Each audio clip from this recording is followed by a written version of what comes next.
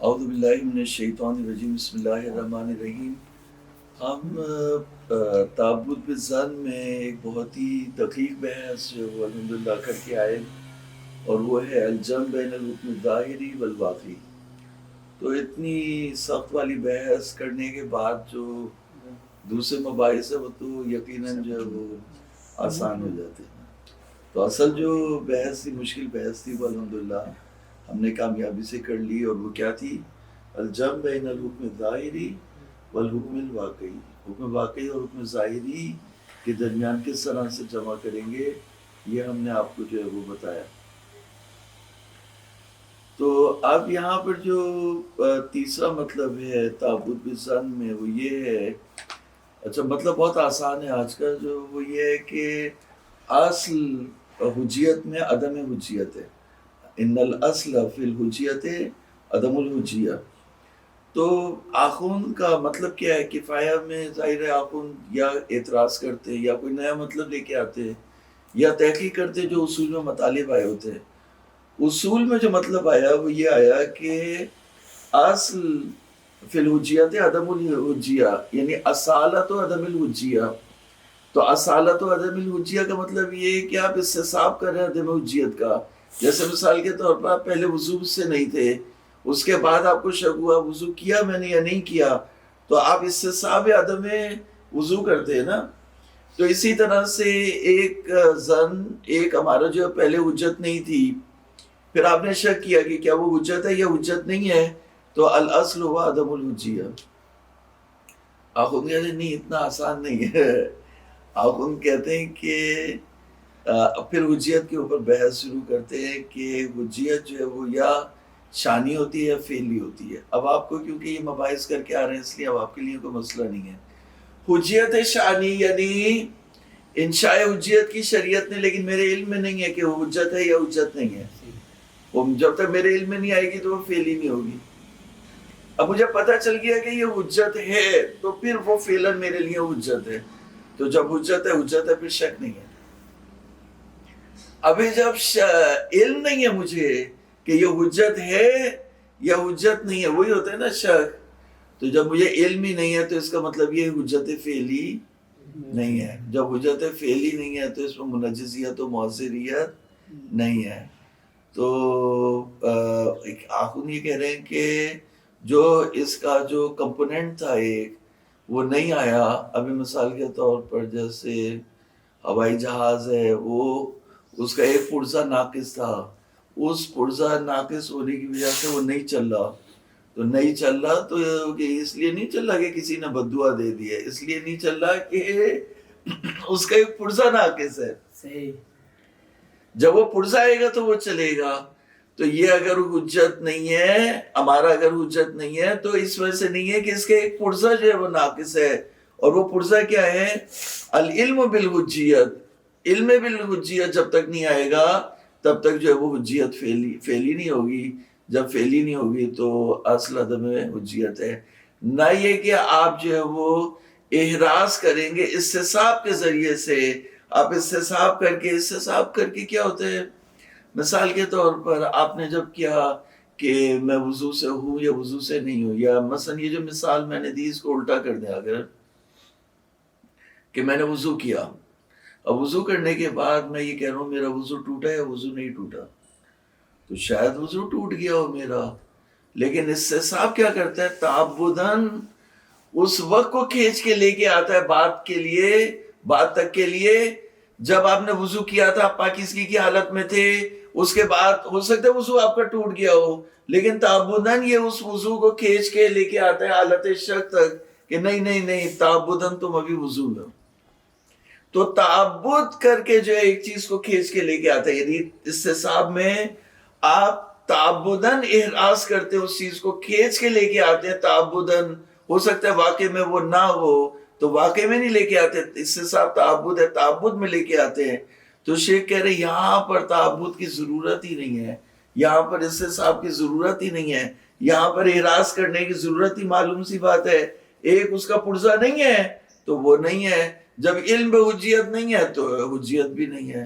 تو اس میں جو ہے وہ ہمیں استصحاب کرنے کی اور تعبداً احراز کرنے کی ضرورت نہیں ہے. تو حجیت جو ہے وہ شریعت نے ایک چیز کو حجت بنایا ہے.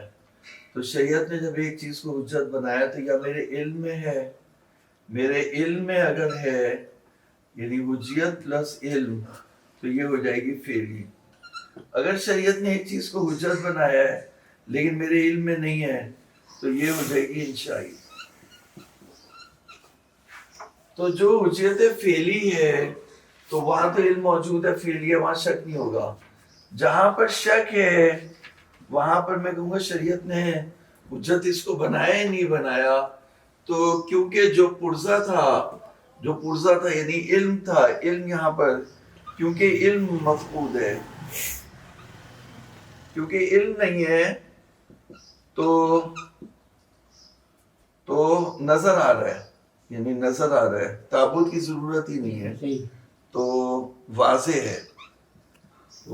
ہے, نظر آ رہا ہے کہ واضح ہے کہ کیا حجت نہیں ہے. جہاں پرزا نہیں ہے وہاں اصل عدم حجیت ہے. تو الاصل یہ جو ہم کہتے ہیں الاصل عدم الحجیہ, لکھ لیں مطلب لکھ لینا, یہ مارکر نہیں چلے گا, لکھ لیں مطلب لکھ لیں. الاصل عدم الحجیہ, اس کو آگے کر کے لکھیں آپ ہیڈنگ لگائیں الاصل عدم الحجیہ. نہیں اس کے بعد یہاں ہیڈنگ لگاؤ, یہاں پہ اگلے صفحے میں الاصل عدم الحجیہ, اس کے نیچے لکیر لگاؤ, لکیر کے نیچے لکھنا شروع کرو.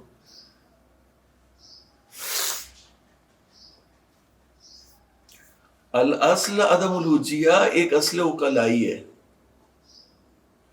جب آپ کہتے ہیں الاصل عدم الحجیہ, ہاں ایک اصل عقلائی ہے. الاصل عدم الحجیہ, عدم حجیت ایک اصل عقلائی ہے, جس کا مطلب یہ ہے کہ حجیت کا ایک جزء لازم علم تھا. الاصل عدم لکھو, اصل حجیت ایک عقل عقلائی ہے, ایک عقل عقلائی ہے, جس کا مطلب یہ ہے کہ حجیت کا ایک جز, ہاں حجیت کا ایک جز اگر نہیں ہو,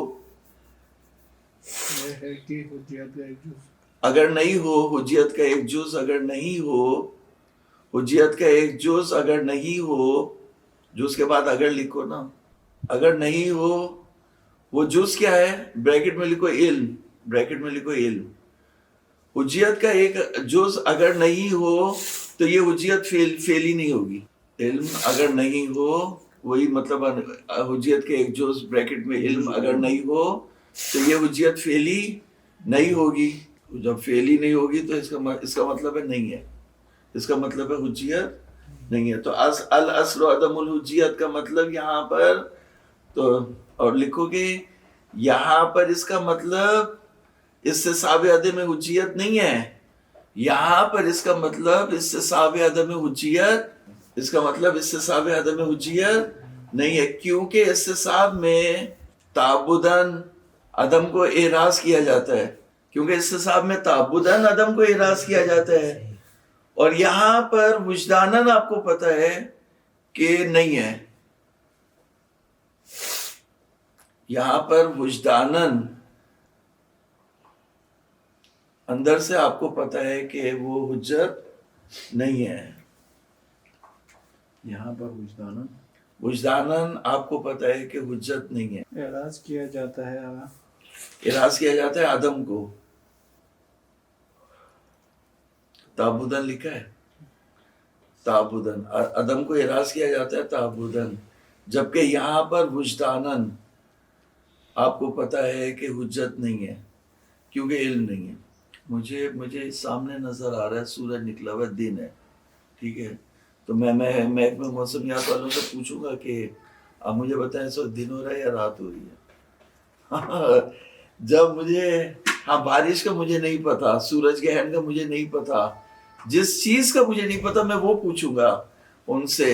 تو ایک چیز وجداناً جب مجھے معلوم ہے تو پھر وہاں پہ میں کسی دوسری چیز کی طرف رجوع نہیں کروں گا.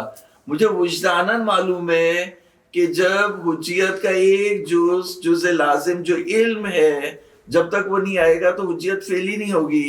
جب مجھے یہ بات وجداناً معلوم ہے تو اصالت عدم حجیت سے تعبداً اعراض کر کے میں کیا حاصل کروں گا، جبکہ وہی چیز مجھے پہلے سے معلوم ہے. تو عدم مجھے پہلے سے معلوم ہے.